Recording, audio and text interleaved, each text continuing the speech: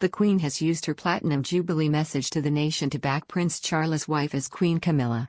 In a major intervention, the monarch, 95, expressed her sincere wish that the Duchess of Cornwall will be known as Queen Consort when the Prince of Wales becomes king. Using her historic milestone to shape the future of the monarchy, the Queen called on the nation to support both Camilla as Queen and Charles as King. The head of state said in the written message, "I would like to express my thanks to you all for your support. I remain eternally grateful for, and humbled by, the loyalty and affection that you continue to give me. And when, in the fullness of time, my son Charles becomes king, I know you will give him and his wife Camilla the same support that you have given me. And it is my sincere wish that, when that time comes, Camilla will be known as Queen Consort as she continues her own loyal service." Charles and Camilla were touched and honored by the Queen's gesture, Clarence House said. The Queen, who took to the throne on February 6, 1952 on the death of her father George VI, also renewed her lifelong pledge of duty in her message to the country. She said, "As we mark this anniversary, it gives me pleasure to renew to you the pledge I gave in 1947 that my life will always be devoted to your service." The head of state paid tribute to her beloved late husband Prince Philip for the sacrifices he made as consort, thanked her family for their support, and made reference to the Queen Mother's role as a Queen Consort. The monarch wrote, "I am fortunate to have had the steadfast and loving support of my family. I was blessed that in Prince Philip I had a partner willing to carry out the role of consort and unselfishly make the sacrifices that go with it.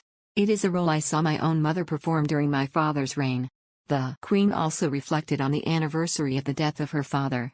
She said, "It is a day that, even after 70 years, I still remember as much for the death of my father, King George VI, as for the start of my reign." The Queen, who signed the message "Your servant Elizabeth R., pledged to continue to serve you with all my heart."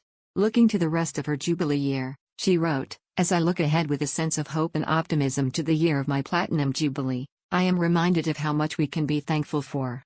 These last 7 decades have seen extraordinary progress socially, technologically and culturally that have benefited us all. And I am confident that the future will offer similar opportunities to us and especially to the younger generations in the United Kingdom and throughout the Commonwealth."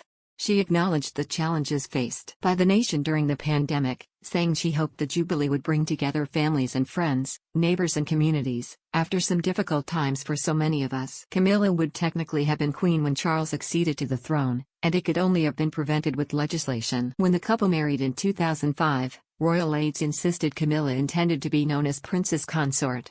At the time, she was blamed for the breakdown of the heir to the throne's marriage to Princess Diana. But the careful use of the word intend left this open to the possibility of change in the future.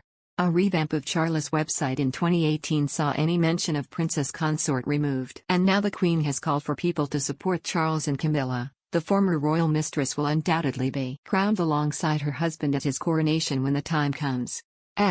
BBC royal correspondent Peter Hunt said, "This is the most extraordinary message. The Queen is ensuring the transition, when it comes, to her son as king is as seamless and trouble-free as possible. She's future-proofing an institution she's served for 70 years.